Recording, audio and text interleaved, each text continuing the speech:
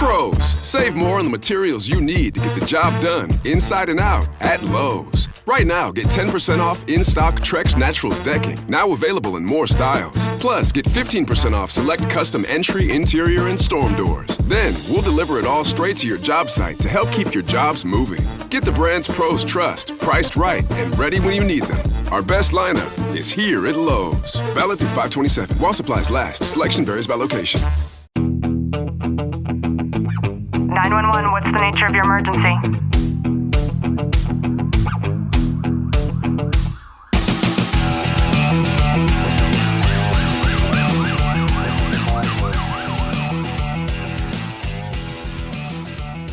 Welcome back to the Tactical Living Podcast. I'm your host, Ashley Wilton, joined by Sergeant Wilton. Clint, how are you? I'm good. Today, we're going to talk about the fact that sometimes the environment that you work inside of is a part of what's actually making you struggle day to day.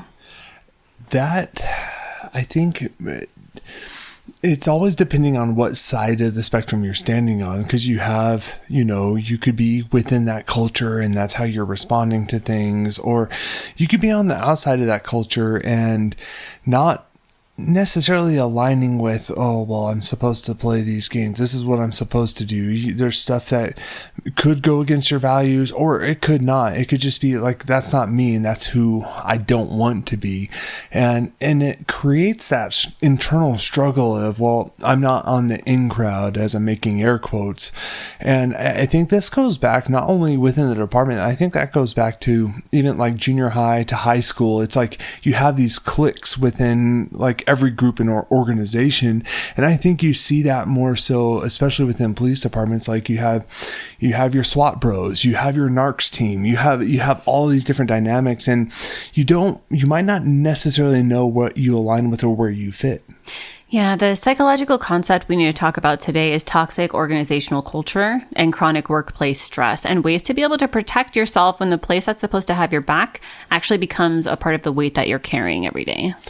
I think when you're so invested into this is who I am and this is who I identify as meaning, and like I'm a police officer and this is that clique I belong to, you start enveloping some of the stressors associated to it, especially over time when you start not necessarily aligning with those groups or individuals.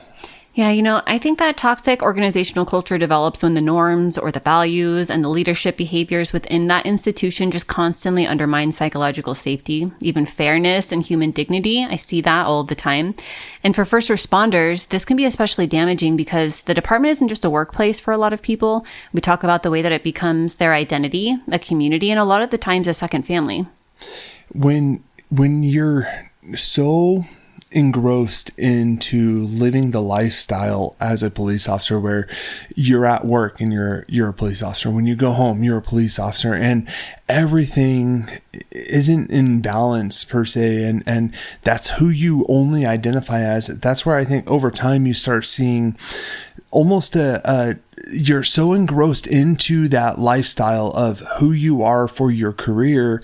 When that career is no longer there, I think we struggle in being able to have that balance, in retirement. I think it's very important to just listen to and actually hear and take in what I'm about to say, because I see this take place not only in the first responder culture, but in so many different workplaces.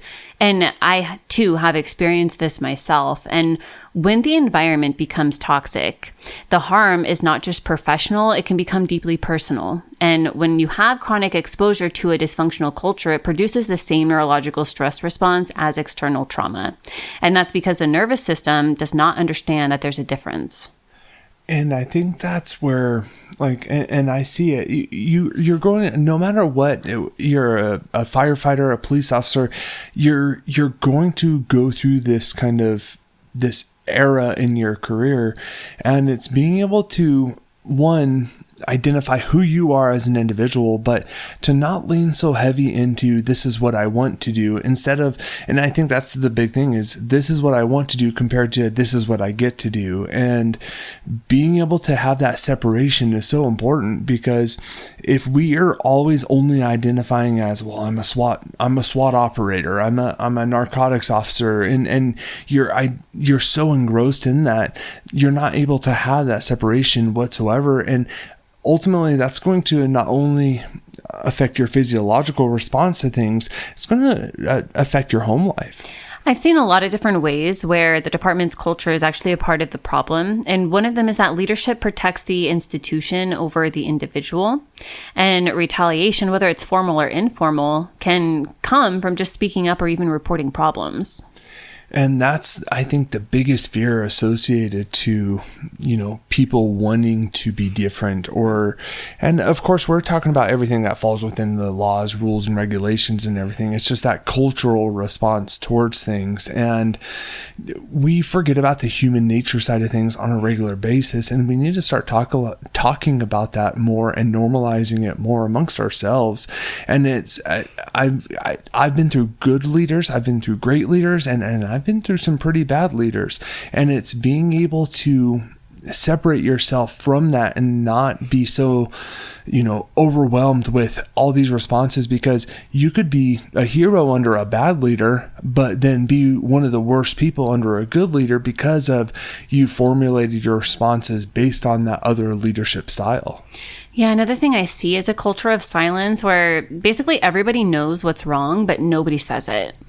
That's when everyone's recognizing that negative spiral that we're all going down, it starts creating this separation amongst ourselves. And because when you start feeling separated, you don't feel like you're part of that team. You don't feel like you're part of this environment and this group that has been transpiring to go that way.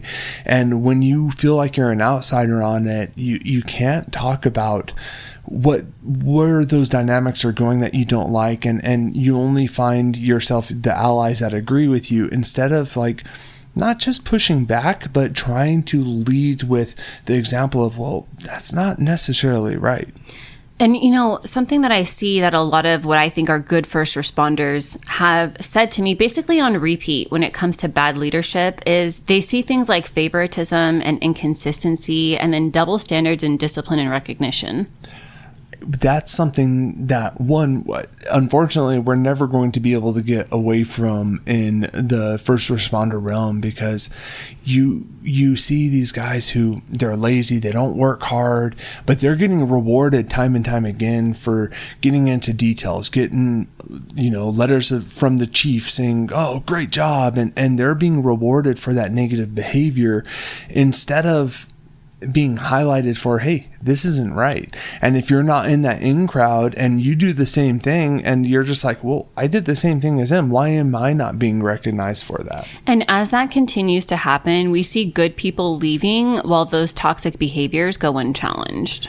And that's where when we start having that voice and being able to bring this stuff to the forefront, and you have to be able to bring it forward from a tactical way and not an emotional response, because once you are able to lay out the factual information, one, they might push you away and you might go to a different agency and it might be great. Or sometimes I think this is another problem we don't always talk about, is we might be the problem in that dynamic too. It's being able to look from that 10,000 foot view and see, okay, what is the real problem going on here? Is it my response towards this, or is it their response towards me? There are signs that your department or your place of work is really affecting your mental health.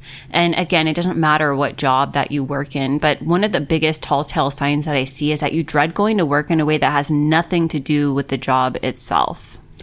It's one of my guys on my team, he goes, I hate coming to work, because we tease him all the time, but he's saying it jokingly. Like he's like, I'm miserable. I'm like, well, man, I can get you off of our team if that's what you want. Like we joke, we have a tight bond when it comes to that. And I know there's no truth behind it, but I know for specifically my guys, like they enjoy coming to work because we have a fun environment. And it's not about, hey, he's on the in crowd or he's not on the in crowd. It's just we're coming together and being a team. I like that a lot. And I know that there is no truth behind that with how you guys manage things. And there are ways to protect yourself when the culture is a part of the problem. I think one of the first things is to just name what you're experiencing without minimizing it, because a difficult culture, it's a real stressor and it's not an excuse. And when you're so enveloped in those cultures, it's hard to get away from them, especially when, you're overlooked so many times and you feel like you're just an outcast. And it's being able to look at that situation and see, well, what aligns with my own values and what doesn't.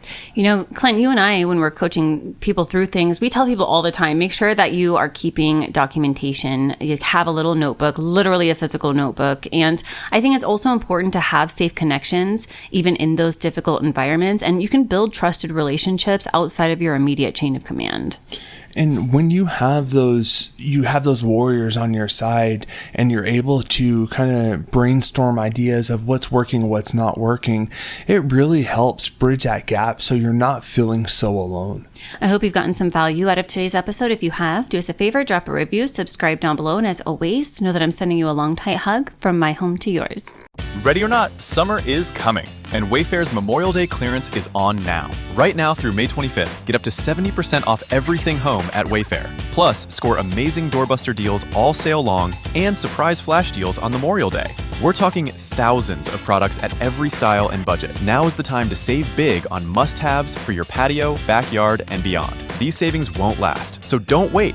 Shop Wayfair's Memorial Day clearance now through May 25th. Wayfair, every style, every home.